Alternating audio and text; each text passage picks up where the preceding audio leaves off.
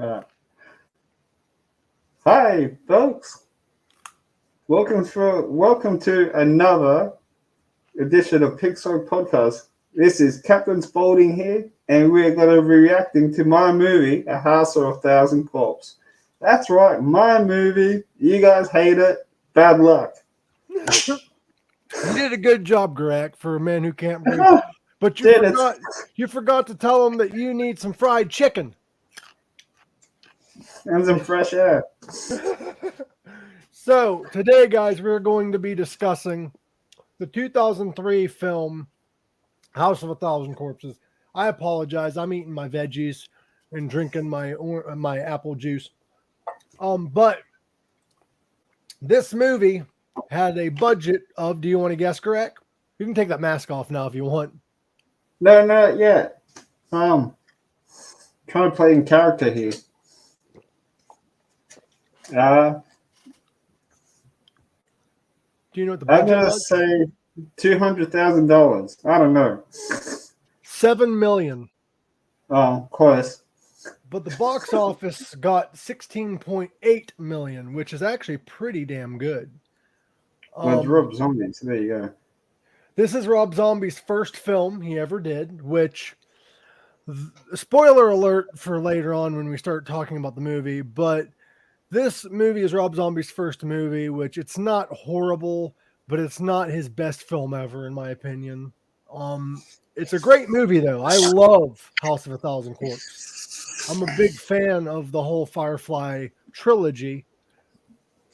This one is the first of a 3-part series, and it follows the Firefly family.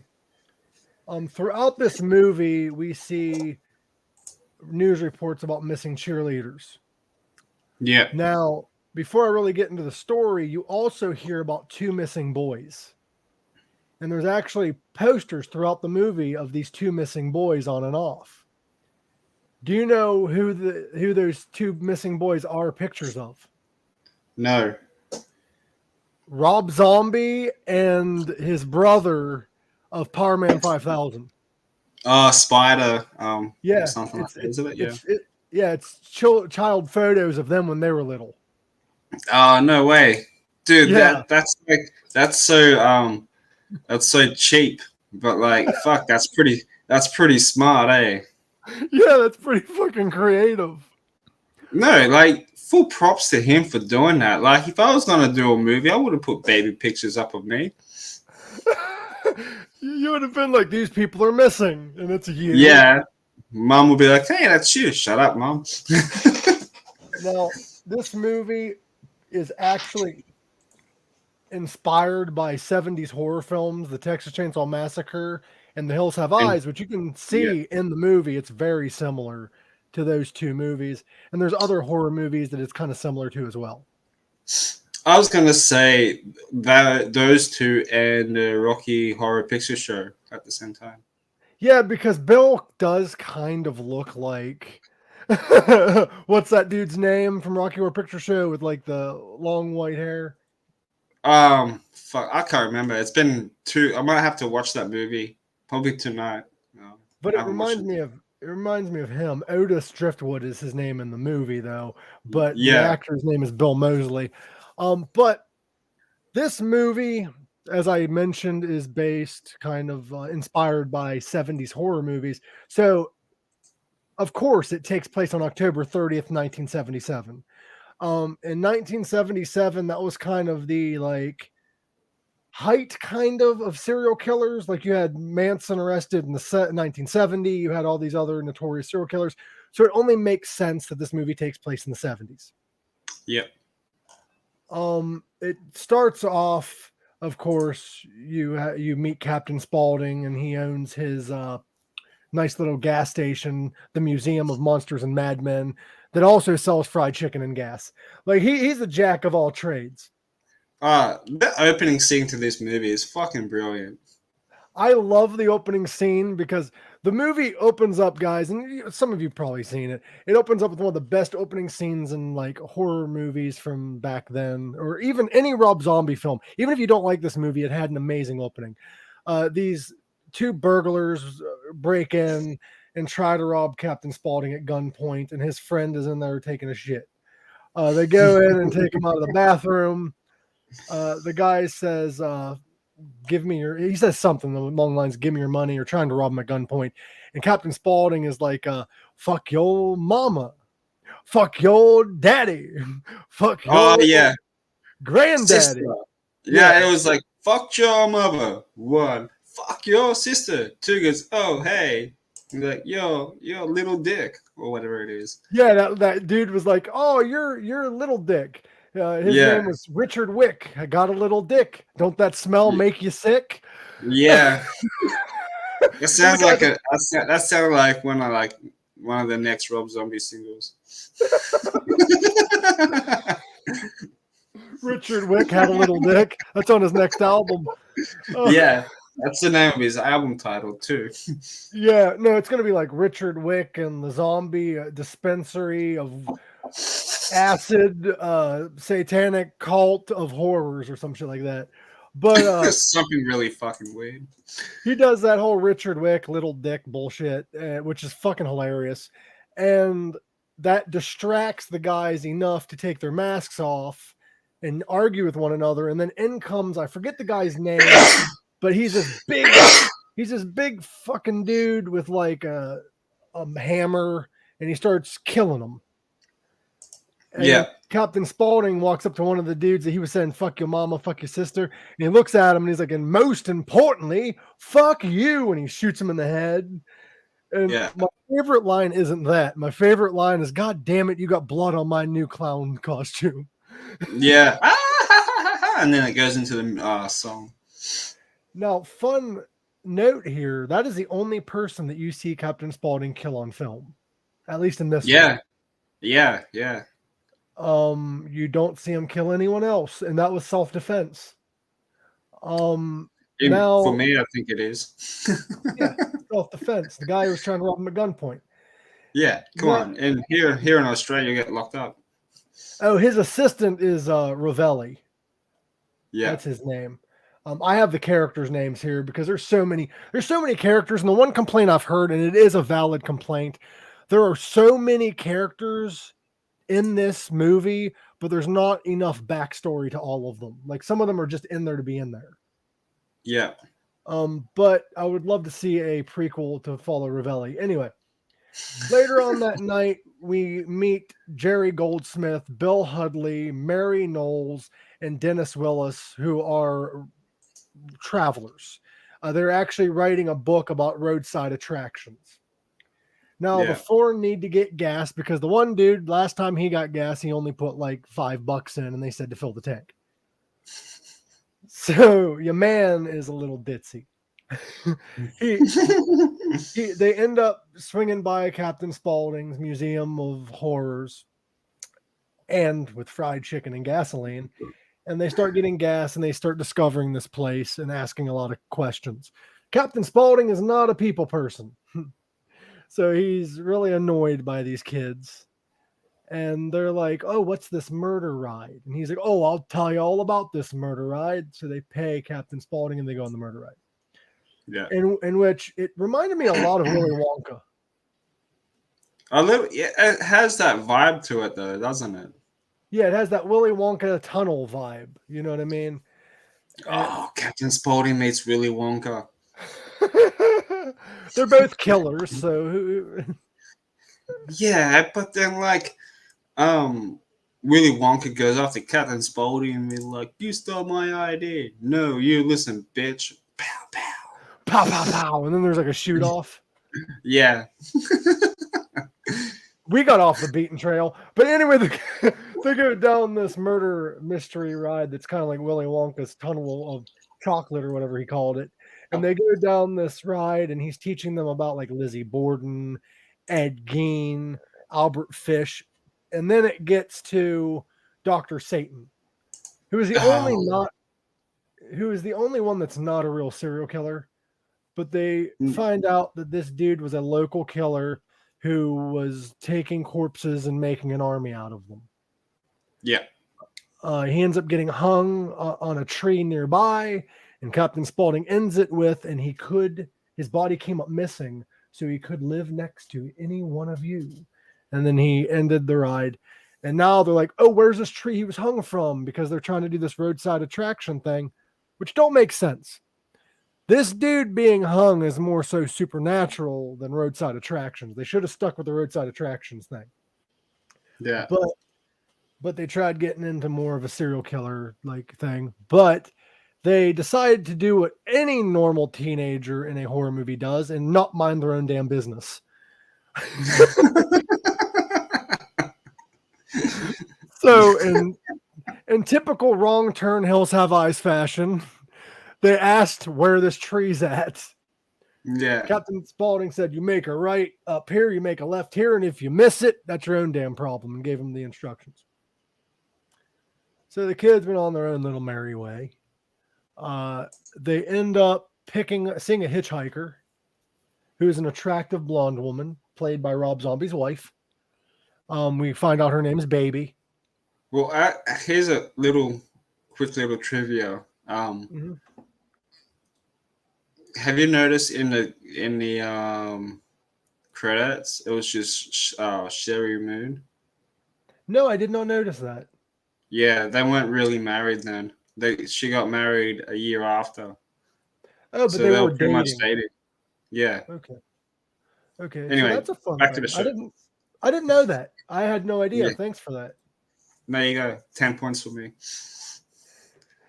Now, there actually another trivia before we get into it, since we are talking about Baby. Rob Zombie, according to IMDb, Rob Zombie said how amongst the footage that was in his infamous lost rough cut of the film, in which he had to cut for R ratings because it could have been NC-17. Mm-hmm. There were a lot more violent and disturbing scenes featuring Baby Firefly, like ones which showed more of her necrophilia tendencies. The scene in the film where she's kissing a skeleton and touching her breast with its hand was one of the scenes, and which was much more graphic and longer than what was actually in the movie. Yeah. The actual scene actually ended with her climaxing. Oh. But they didn't want this movie to be NC-17. This movie was actually supposed to be made earlier than when it came out. Well, that movie got put back so many times because he got fucked over by Universal. Yeah. So I think Lionsgate picked it up. Yep. So Lionsgate. You got fucked over big time. Yeah, Lionsgate ended up picking it up because a lot of companies didn't want it. Because Universal Studios, I think, was the first company that was supposed to have it, but they shelved it due to it possibly having an NC-17 rating. But back to the film. Yeah. They are driving with Baby Firefly, and then we see a gun shoot their tire out. Typical horror movie fashion. Baby's like, oh no, what happened? And they thought it was a flat tire. She's like, well, I live down the road. We can walk there, and we can get my brother to tow your car. So we have Baby then takes, sorry, I'm all freaking gassy today. Baby ends up taking a few of the people, not all of them. There's a few that was left in the car. I forget exactly who was left in the car. That doesn't really matter though for this plot. They end up going to the house to get the car towed. Yeah. This is where we end up meeting Baby's half brother, Rufus. He ends up picking up the car, taking them all to the house. That's where we meet Baby's adopted brother, Otis Driftwood, her deformed half brother, Tiny, Mother Firefly, and Grandpa Hugo. Now, Baby is trying to hit on one of the characters in the movie, who is played by the same guy that plays in The Office. I forget his character's name in The Office. I'm drawing blanks on character names at the moment. But he is Bill Hudley, who is best known for his role Dwight of The Office. The character Bill is being hit on by Baby, while the other character, I forget his name, but he's getting hit on as well by Mama Firefly. Yeah. He's not interested because she's older, and they kind of joke about how old she is or whatever. And then we end up having some kind of a dinner ceremony where they're invited to dinner. And this is when they all are told to wear masks because Tiny is shy. Tiny's this big dude, like real big dude. And he's deformed. He was actually played by a famous actor who had a bone condition. Yeah, he passed away. I think not long after Devil's Rejects. His name was Matthew McGorry. He was known for his roles as Tiny in House of a Thousand Corpses and The Devil's Rejects. And he also played Carl the Giant in Big Fish. He passed in 2005. I assume so that was after Devil's Rejects, correct? That was during the making of Devil's Rejects, I do believe. Oh, shit. His last movie ever, he actually did a lot of movies after Devil's Rejects, so I must be mistaken. He did a couple. He did Shadowbox and then another one called The Evil Within that came out in 2017. Okay. But we get to this big scene of like this dinner. Not much happens during this dinner scene except for one thing that really matters. We find out that Tiny was badly burnt by his stepdad, which I think would be Otis's dad too, if I'm not mistaken. Yeah. But really badly burnt in a fire, and then the dad ran away, pretty much. And that's the only thing we really learn about Tiny, which my one complaint about this movie, and I've heard other people say it, Tiny was made out to be like could have been a hero, could have saved these people. But instead, he kind of like was part of the family. Which, this is Rob's first movie. Sloppy writing is going to happen. Yeah. Now they end up being offered after this dinner to some kind of a Halloween thing. But during the dinner and everything, all of this, you actually see Otis upstairs torturing and killing the cheerleaders that were missing earlier. So you kind of get to see that they're the family that's doing it, but the people don't see it. Yeah. The teenagers. Well, we get this little like Halloween type show, baby. It starts off with Grandpa Rufus. I think that's his name, right? Grandpa Rufus? Yeah. It starts off with Grandpa Hugo. I don't know where I got Rufus, but Grandpa Hugo is all telling jokes or whatever, but it's very vulgar. He's not really telling jokes. He's just spitting profanities and vulgar, but we don't hear the full jokes really. And then it cuts to Baby, and she's like doing like this Marilyn Monroe kind of dance and is hitting on one of the characters. And then the girlfriend gets upset and says, "Fuck you, bitch," and like is yelling at her, and they're yelling back and forth. And this is when the brother comes in, that was working on their car. He was like, "Hey, your car's done." And they go out and they get into the car. Now, as they're trying to drive away, the gates are shut. Now they try to get out of the couple's trying to leave. Otis and Tiny, disguised as scarecrows, end up jumping out, attacking the vehicle, which then is kind of like, it made me kind of upset because Tiny could have been the hero and they made him the villain at this point. But they kidnapped them and they pretty much took them captive along with all their friends. Otis is torturing Mary and is being tormented, and Mary's like, where's Bill? Where's Bill? Is Bill all right? And he's like, "Oh, Bill's great. I've been having a real mental block with my art, and he helped me out a lot." And that's when we found out that he had tortured and killed Bill and made him this artistic fish statue. Yeah. A quick little funny thing. A guy I used to work with actually kind of looked like him. He looked like Dwight from freaking The Office. Yeah. I'm not joking. I used to call him Fish Boy, and he never really caught on what it was until I showed him the fucking photo. What did he say? He just goes, "You're a fucking cunt."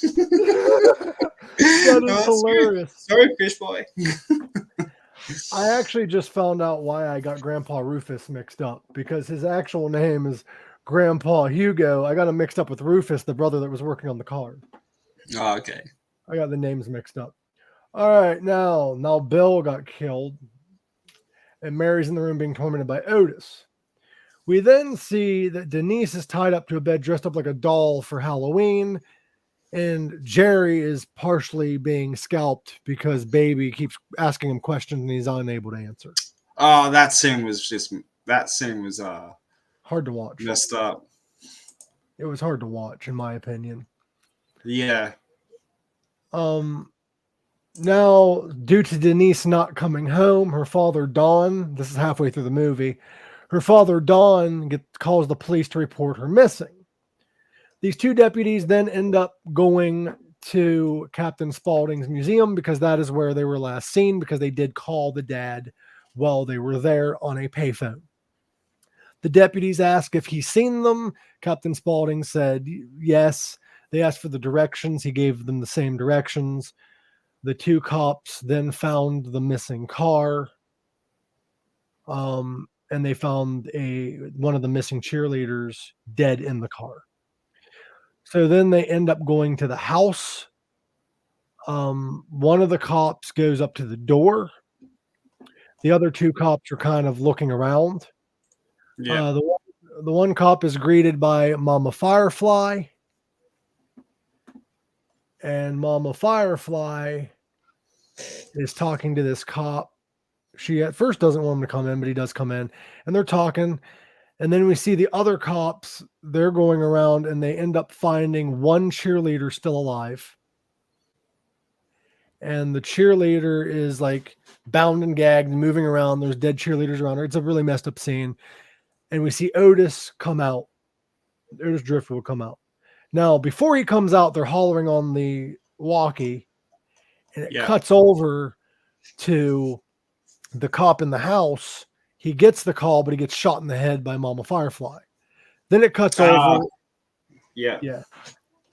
And then it cuts over to, and I forgot to mention, one of the people that discovered the cheerleaders was a cop and the dad of the missing girl. The dad of the missing girl was freaking out, turns around, there's Otis. He starts running. The cop gets shot. Well, no, he gets shot first several times, falls face down in a puddle. And I had a friend that made a great note and a great comment. He probably drowned to death. He probably didn't die from the bullet wounds. Well, he did fall into the puddle. Yeah, so he probably drowned to death.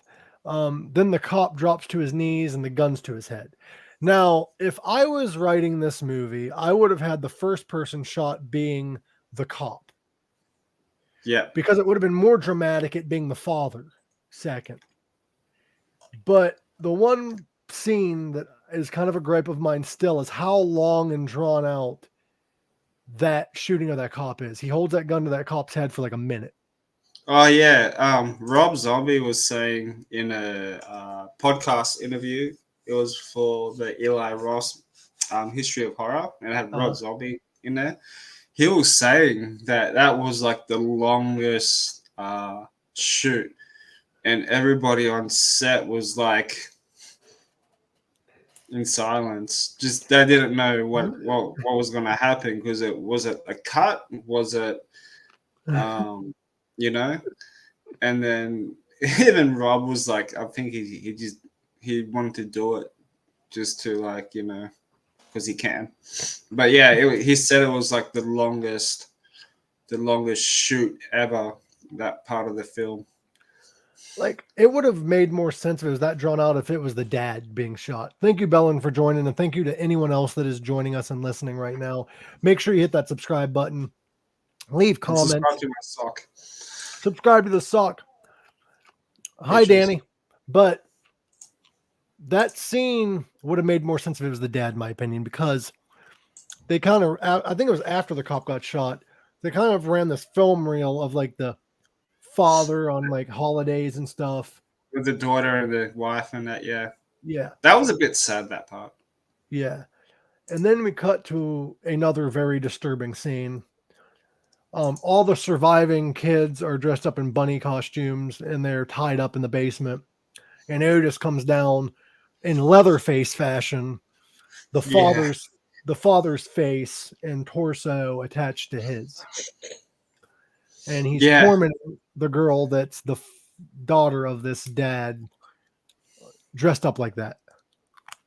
Yeah, that was rough. And then Otis tells the kid that was looking for Dr. Satan, which they said you don't want to find Dr. Satan. And earlier in the film, he's like, yeah, I do. He said the devil's real and you found him. Or the boogeyman is real and you found him. Yeah. They then take these kids out to the woods, to the tree where Dr. Satan was buried, presumably. And the two kids are put in a box. The guy that wanted to find Dr. Satan and his girlfriend. The other girl, who was the daughter of that dad, ends up getting up and running away. Yeah. And then we have this weird sequence of run, rabbit, and Baby's chasing her. Baby catches up with her, stabs her to death, and they end up burning her and the other guy, Bill, that was killed. I think Bill was burnt. I'm not sure. They don't really say what they did with Bill. Pretty sure Bill was just gone. Like, he was just a fish. Yeah, they just kept him in the house as artwork. Yeah, like I would have too if it was somebody that I didn't like. I'm just saying, fuck. We're going to see you on one of them fucking TV shows. I Know a Murderer or some shit. But yeah, House for 1,000 Corpse, part 10, 50 years later. But they end up throwing her body on the fire. And then those two are in the thing. And they start lowering their body underground. This is when they both get attacked by Dr. Satan's experiments. Yeah. Because he was trying to make a super army of the living dead. The guy gets kidnapped. The woman is still in the coffin thing and she's left alone. Yeah. She ends up rummaging around. She thinks she sees him, her boyfriend, but it turns out to be some old guy in a bunny costume. I don't know his significance, but he like came out of nowhere and was like, hey, you kids want weed or some shit. I don't know who he was. He looked like your typical hippie. I'm not sure. But she ends up finding her man who is being tortured and killed by Dr. Satan.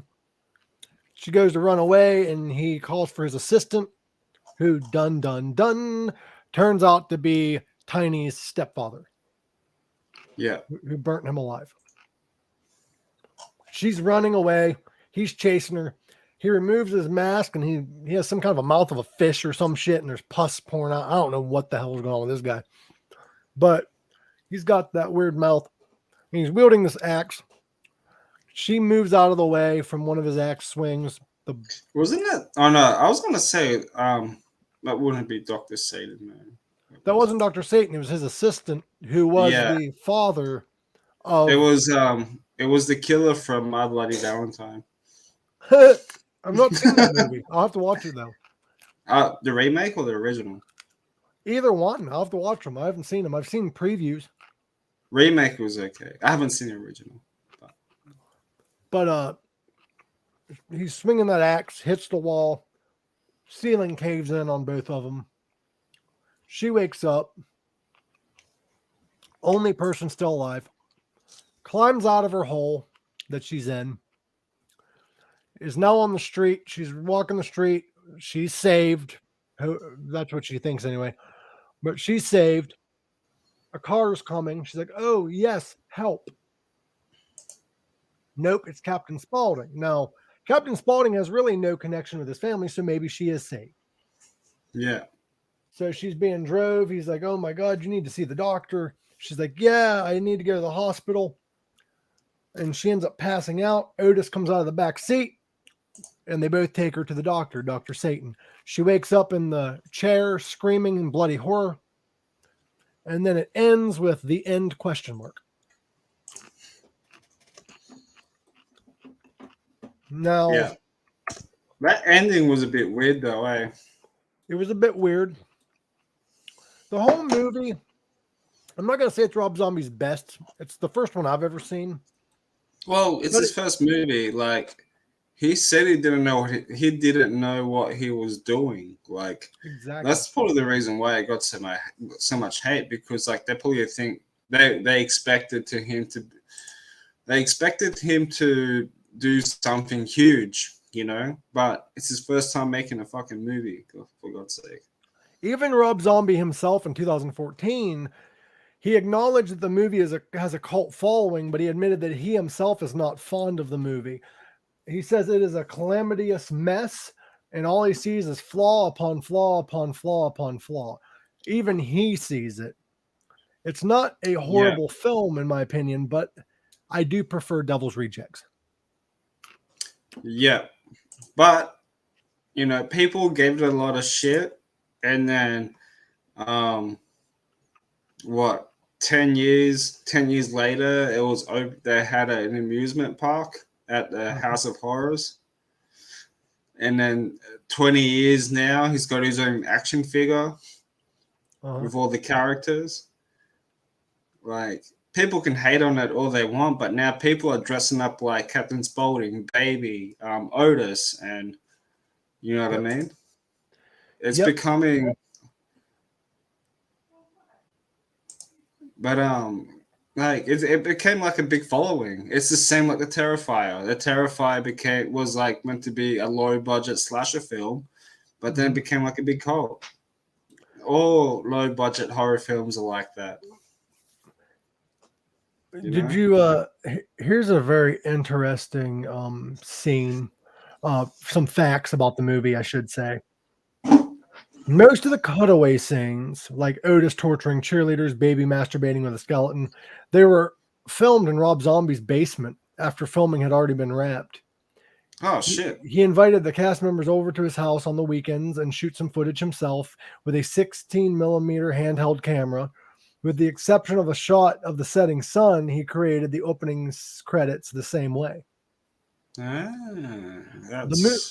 The movie was actually filmed in 2000. It didn't come out till 2003. Yeah. I did hear him say that too. It took a very long time to film and all that stuff because he just kept getting fucked over. I was not salty, and I'm not salty because anybody doesn't like this film. I'm more so salty when people hate this film. Well, they expect it to be like this high budget fucking movie from a world successful artist. It's not that, and I'm not saying that's the case with Carrington who commented. I'm saying there are people out there, and I get salty. It's bad for me to assume that everyone's this way, but people hate this movie, and I'm like, it's not awful. It's a good movie.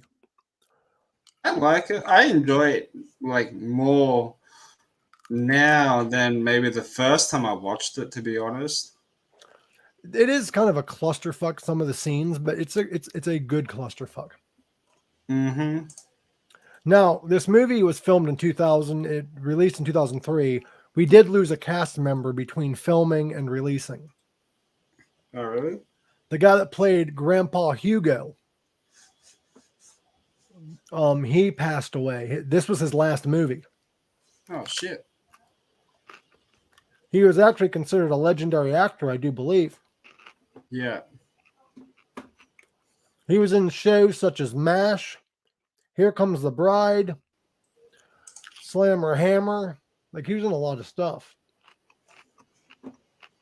He was in a lot of comedy and westerns. Now, What is crazy is that scene at an hour and 18 minutes. If you get the DVD commentary, Rob Zombie revealed that Jake McKeenan, the guy who played the professor that was wielding the axe, he actually couldn't see well in his costume. And in the scene where he swings a real axe, it was a real axe. He swung it at Denise, who was played by Aaron Daniels.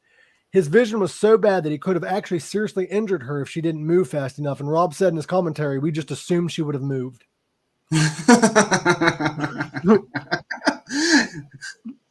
That's funny. That is fucked up. Yeah. My favorite part of the movie is when I go to the ride and that guy's like, Dr. Satan. You know, maybe he's after you. Yeah, maybe he lives next door to you. Yeah. I love that scene. The house that they used for this movie was the same house that they used for the Best Little Whorehouse in Texas from 1982. Nice. If you go to Universal Studios and you ride the tram ride, you can actually see it. Ah, nice. Universal refused to stop those rides, so they actually had to cut filming while the rides were going on. And I know that's what you said. I'm just saying that, like, I get salty when people hate the movie. As I stated, this was the last film of Denise Fimple, who was Grandpa, whatever his name is, Grandpa Hugo. Yeah. Now, Toby Hooper was a fan of this film upon its release, so he ended up offering Sherry Moon Zombie a supporting role in his then upcoming film Toolbox Murders. Having loved her character, she initially turned down the role as she did not have the desire to be a full-time actress and only appeared in this film because director Rob Zombie was her boyfriend. She eventually relented as a professional favor because Hooper and Zombie were friends. She has not appeared in a film not directed by her husband since. The only other movie she made any appearances in was the series Californication. Yeah. But the reason why Rob Zombie hires his wife to be the actress is because he finds it easy to work along with her. Yeah. That's what he was saying. People would talk shit about it, but she can nail the role. She could agree and disagree. Yeah. People just like to talk shit, saying just because it's his wife and it's cheap. I mean, wouldn't you do the same? Well, if she can do the job properly, and then like people just don't know what they're talking about half the time. People just like to troll, and trollers shouldn't be allowed. So Rob Zombie originally wanted to play Dr. Wolfenstein in the movie, but he said no matter how much makeup he'd put on himself, he'd still be recognizable. So he ended up becoming. I would have recognized him, but during that burial scene, they're being put underground with a tape recorder. If you end up taking that tape recorder and speeding it up because it's slowed down, it's actually Aleister Crowley repeating "Bury me in a nameless grave," which is the opening line for his poem, The Poet, which was recorded in 1920.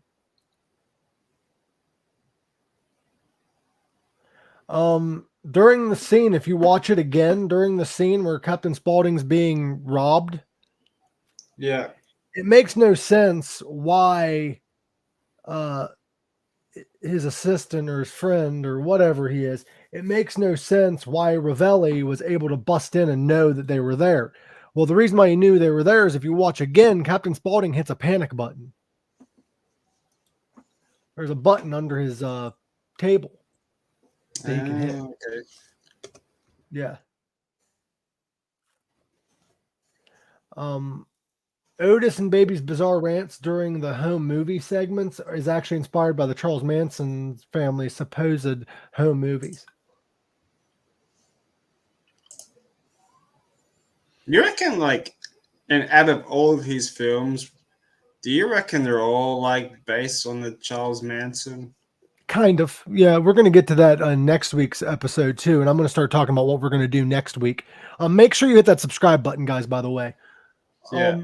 You know, the scenes where, well, it's the 17 minutes, around 17 minutes in the movie. There's a man that is reading the news about the missing cheerleaders. It's like a news reporter. Do you know who voices that news reporter? No. Bill Moseley. No. So I'm guessing like everybody in this film had multiple roles. I think that's pretty cool though. Yeah. It's smart as well. At the 4-minute mark, when the robbers are talking about grease paint and brains, that is actually a reference to a White Zombie song. Grease paint and monkey brains. Oh, very nice. Very nice. Very nice. Very nice. Oh, here's a fun fact. The original script the film script constantly changed, leading to an entirely different ending at one point. Originally, Grandpa Hugo was going to be revealed to be the Mad Doctor, who didn't even have the name Dr. Satan at this point.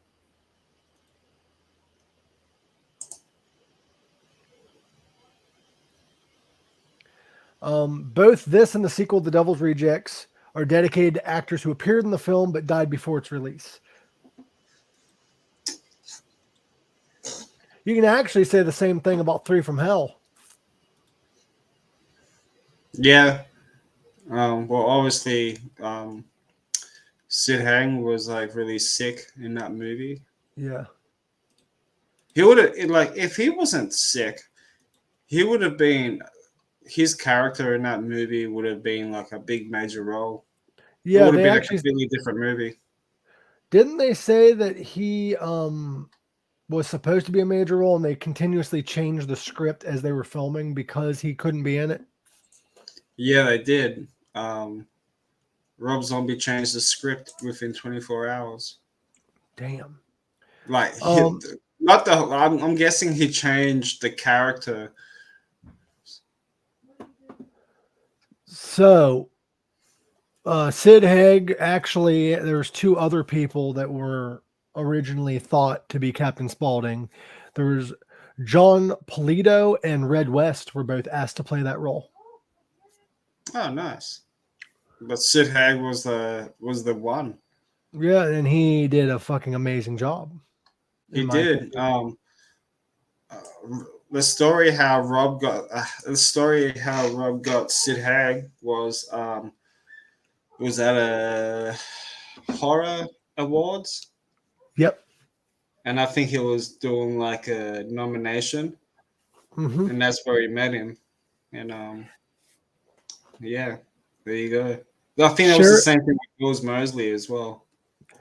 Sherry Moon actually is considered a scream queen, which is like a serial killer that's a female. But she hates horror movies. Yeah.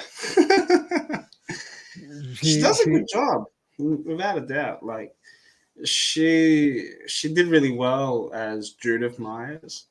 Uh-huh. But people can talk shit all they want, man. I like to see their fucking missus do it then. Right. So, bitching. Rob Zombie actually did do some research before doing this film because, attention to detail, Captain Spaulding said in the movie that he has been running his business since right after John Wayne won the Oscar, which historically he won the Oscar on April 17th, 1970 for his performance in True Grit. So the date in the movie is supposed to be October 30th, 1977, which means Spaulding has been running his museum for 7.5 years. Very nice. Very nice.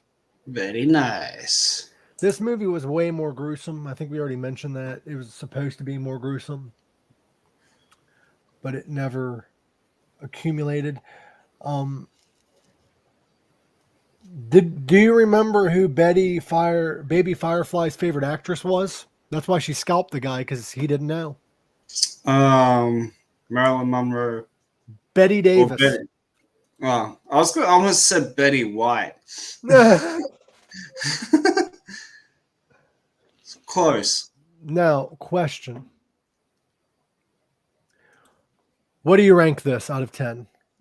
Out of 10, I give it a 7.5 out of 10. And I'm not just saying it because I'm a fan of Rob Zombie. I'm saying it because it's just a cult classic movie. The more you watch it, the more you appreciate it. Mm-hmm. I think the movie is a cluster, but it's a good movie. I do have a Captain Spaulding Knucklehead figurine. Oh, that's fucking cool. Yeah, wait, I can probably grab it for you. Give us a second. I got the mask. It's just laying on my bed. But I don't sleep with it, by the way. That's kind of creepy as shit. Yeah, you do. Fuck off. You're just upset that I caught you. Yeah, now it's all over the internet. It's going to be like Tommy Lee and Pamela Anderson. I don't think it's that. I'll be right back. Scandal. All right. I give this movie a 7 out of 10. I think it is an incredible film. When it comes to cult classics, it's not like the best horror movie ever, but it's a cult classic nonetheless. I do give people shit for not enjoying it. I do understand why some people don't enjoy it. But the fact of the matter is, you enjoy what you enjoy, but don't hate on this film, because I would love to see someone do better, especially your first movie. Spaulding. Yeah. Look at that. I like it. Yeah. I've had this for 6 years. What's it called? A big head? Head knockers. Oh, head knocker. But I can probably just take it out of the box. I've already taken it out of the box, like maybe once, twice, or whatever. But... I mean, if you don't mind. Oh, by the way, sorry. What's that, sorry? I ranked it 7, by the way. So I'll just say full total is about 7. Yeah, but it's not plastic. Here's his fucking hat. His hat fell. But it's not plastic. It's like made out of clay. Oh damn, dude! Like cement clay or something. But it'd be cool if it made that noise. That would be freaking cool. Yeah. Oh, he could replace the Colonel for the KFC ads. Could you imagine? He could, because he loves this fried chicken. Yeah, but I like this thing, man. I think it should just stay up next to Pennywise. Like, these two, I reckon they'll be unstoppable. Because then you got your Mexican and you got your fried chicken, and then they'll be like, we're going to fuck you guys up. Why do you have a mustache on your Pennywise? Well, I'm hoping for the TV series that he would, they'll make like a Mexican. Put a sombrero on him? I tried, but it didn't work. But I like this thing, dude. This is awesome. So for next week, we have 3 episodes for you guys. We have Ozzy Osbourne ranking. We're going to rank all of Ozzy Osbourne's albums. I might just have us rank the albums after I go through all the albums and the track listings and all that shit. It's going to be fucking a long week for me to listen to all of Ozzy's stuff. So what I might do, I'm going to listen to the essentials. Like, this is Ozzy Osbourne playlist. then I'll probably just rank the albums on how I think it is. But, yeah. Well, I've heard all of his albums at least 2 or 3 times. What I'm planning on doing is I am going to listen to the songs I haven't heard in a while on each album. I'm not going to listen to the whole album from beginning to end. I tried that. I actually found some songs that I really do enjoy that I forgot that I enjoyed.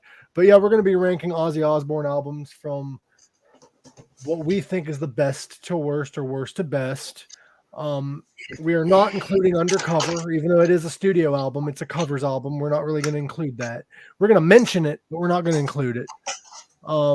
And then we're going to be premiering our interview with Chayadura.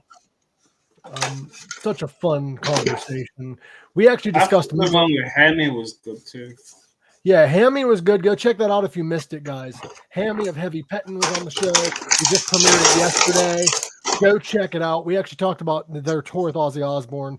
With Chayadura, we actually spoke about mental health. We talked a little bit about different things of that nature. My fucking hands are freezing from touching that damn apple juice. I need to warm up. My hands and feet always run cold. But so is my heart. Your heart.